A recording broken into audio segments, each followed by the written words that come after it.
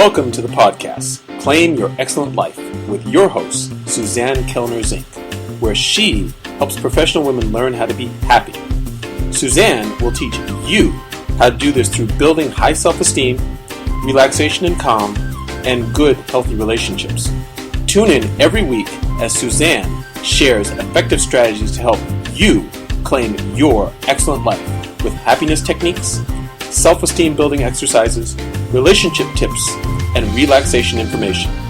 Make sure to head over to dawningvisions.com to subscribe to the newsletter to receive your keys to happiness, as well as other useful free gifts for you.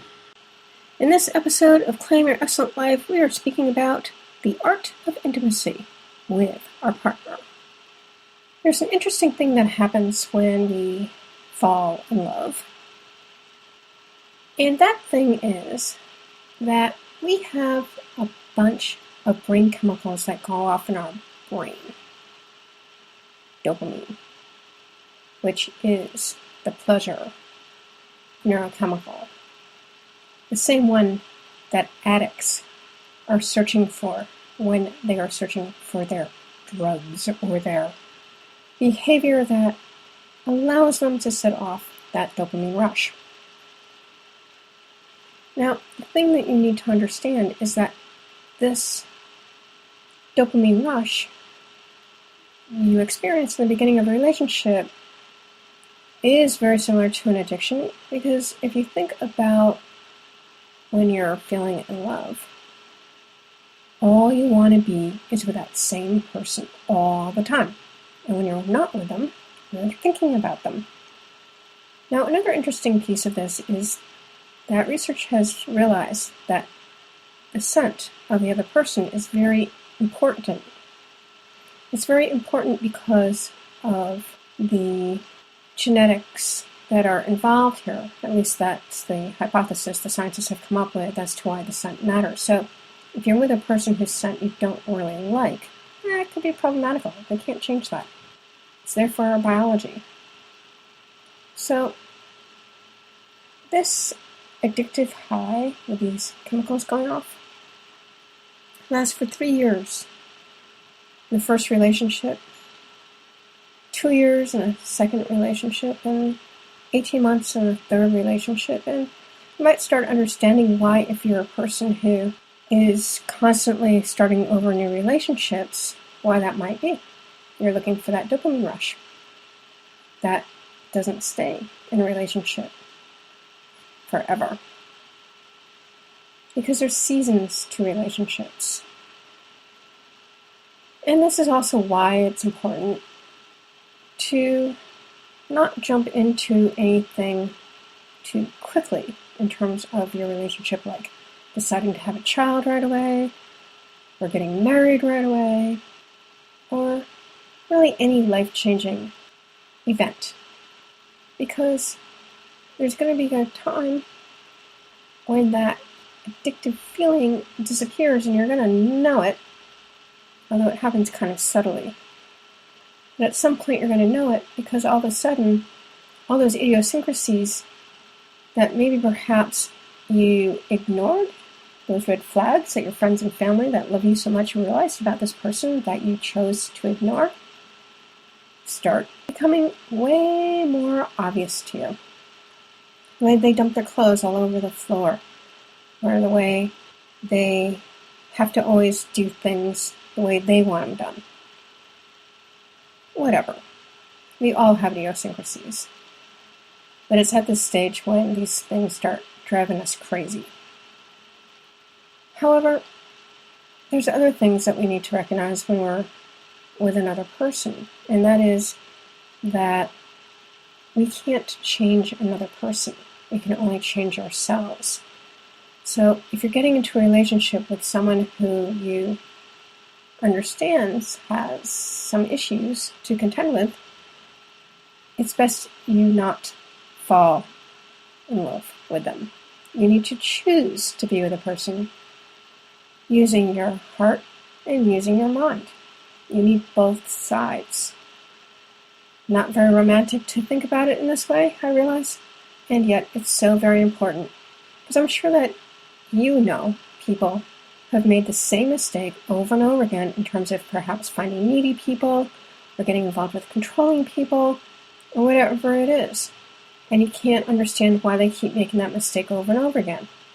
Well, it's because they don't want to see the red flags. Now, there's a difference between men and women in terms of their needs. Men really need time alone. John Gray talks about this in terms of their cave time to rebuild their testosterone, and that's biologically true. So, if a man is spending time with you, going out to eat, talking, and then you get home, and he's turning on the TV, the computer, or flipping the pages of the newspaper, that's because he has to re-energize himself. When he says it really is nothing to do with you, that he had a great time, he really means that. He just needs to recharge. So your job as the woman is to give him that time to recharge and let him know that you're available to pick up the intimacy when he's ready to. It's never about blaming the other person for being who they are, ever. It's about allowing each gender to do what they need to do. And with men, if you are telling them that they're not paying enough attention to you, they might take that as a criticism.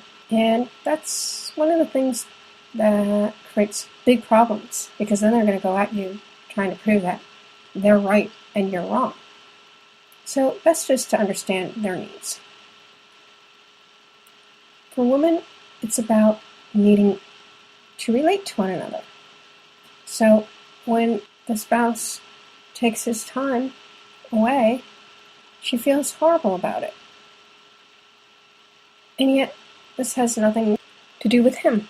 She just has to let her needs be known, figure out that maybe it would be wiser to say, it'd be great to get back together after you're done doing whatever he needs to do to rebuild his testosterone, and get on with it from there and not take it personally.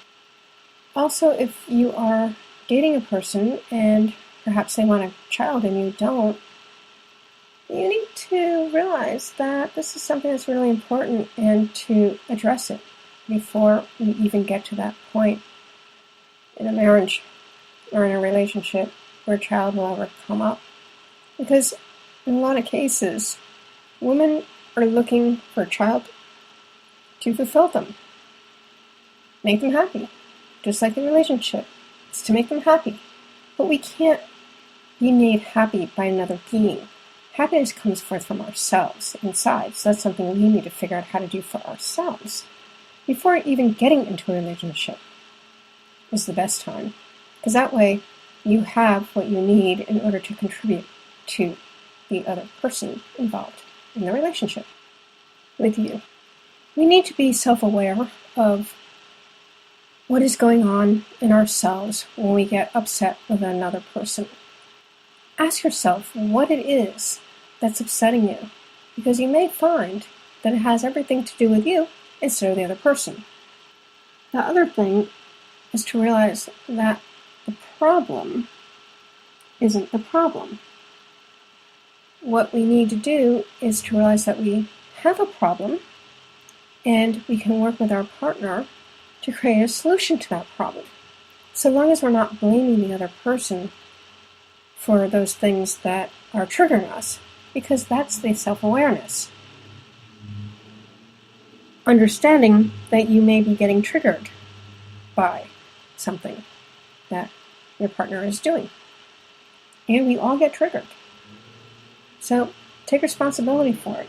It's interesting to realize that arranged marriages work out better because they go into those relationships realizing that they need to work on it.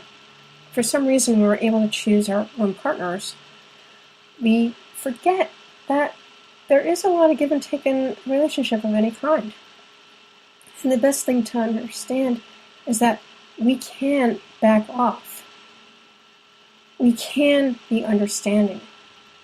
And if we're the person who's having the difficulty, it's best to let your partner know that it's not about them.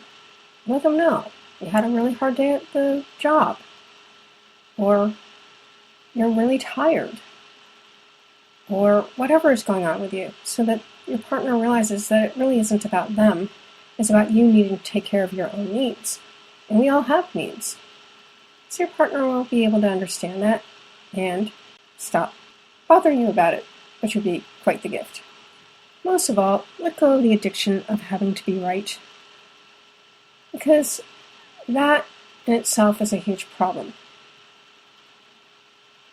It's not about getting even because you're right. It's about solving the problem at hand. Together, finding a solution. And the best advice given here is for you to do your conversation to find the solution while you are both in a calm, reasonable frame of mind.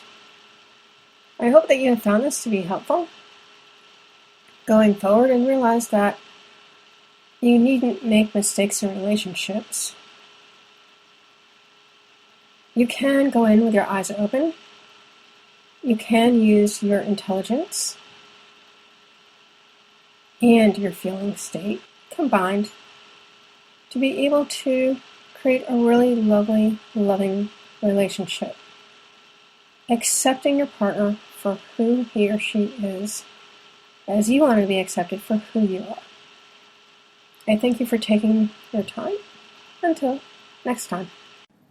If you had found the information that we have shared with you here on Claim Your Excellent Life to be helpful and interesting, please do us a favor of giving us a rating on iTunes.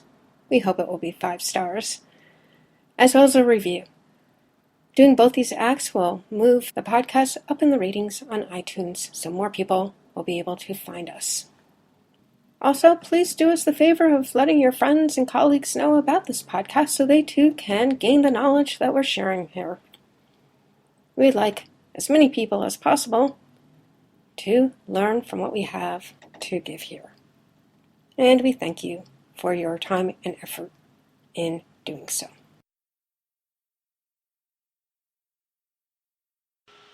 Thank you for listening to the podcast, Claim Your Excellent Life, with your host, Suzanne Kellner-Zinck, where she helps professional women learn how to be happy.